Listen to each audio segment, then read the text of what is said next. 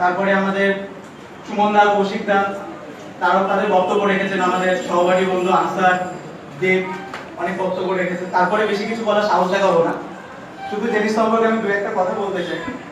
জিনিস সম্পর্কে বলতে গেলে সবার প্রথমে যাদের মুখটা চোখের সামনে ভেসে ওঠে তারা হচ্ছে আমাদের মৃগাঙ্গদা আর দিদি। সত্যি ওনারা কখনো বুঝতে দেননি যে ওনারা আমাদের নিজেদের কেউ নয়, কিন্তু প্রতিটা মুহূর্তে আমাদের নিজেদের দাদা দিদি বলেই মনে করেছে। আমরা শুধুমাত্র ক্লাস নিয়ে বা আমাদের পড়া নিয়ে কোনো সমস্যা নিয়ে আমাদের কাছে আসেনি, অনেক সময় অনেক ব্যক্তিগত সমস্যা নিয়ে আমি অন্তত এসেছি, এবং সেখানে তারা ওনারা আমাদের অনেক রকম হেল্প করেছেন।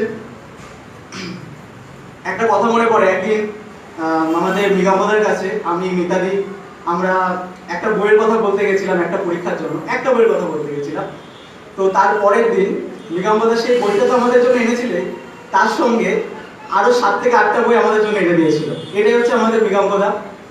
মৃগাঙ্গদা কোনোদিনও আমাদের কোনো কিছুতে না বলে না। মৃগাঙ্গদার কাছে যে কোনো হেল্প চাইলে আমরা সেটা পাই। দাদা যথাসাধ্য চেষ্টা করে আমাদের জন্য। আর তারপরে যেটা বলতে হয়, জেনিতে না আসলে কখনো বুঝতেই পারতাম না যে একটা কোচিং সেন্টারের এনভায়রনমেন্ট এতটা ফ্রেন্ডলি হতে পারে। এখানে এসেছি, সুমন একটু আগে বললো যে এটা আমাদের পরিবারের মতো, সত্যি তাই। আমরা এখানে এসে আমি মিতাদি অনেকটা টাইম থাকি, এবং থাকতে থাকতে এমন একটা অভ্যাস হয়ে গেছে আমাদের যে আমরা যদি জেনিতে না আসি সেক্ষেত্রে আমাদের মনটা খুব খারাপ হয়ে যায়। ইনফ্যাক্ট আমরা বাড়ির থেকে এখানে অনেক বেশি ভালো থাকি, এবং আমাদের পড়ার পরিবেশটা বাড়ির থেকে এখানে অনেক বেশি ভালো। আর এখানে আমাদের সুমনদা, কৌশিকদা থাকে এবং আমাদের অনেক হেল্প করে তারা। আর কি বলবো, শুধু এটাই বলবো তোমাদের কাছে, যদি কোনো সময় কোনো রকম কোনো দোষ করে থাকি ক্ষমা করে দিও, আর তোমাদের আশীর্বাদের হাতটা সারা জীবন আমাদের মাথার উপরে।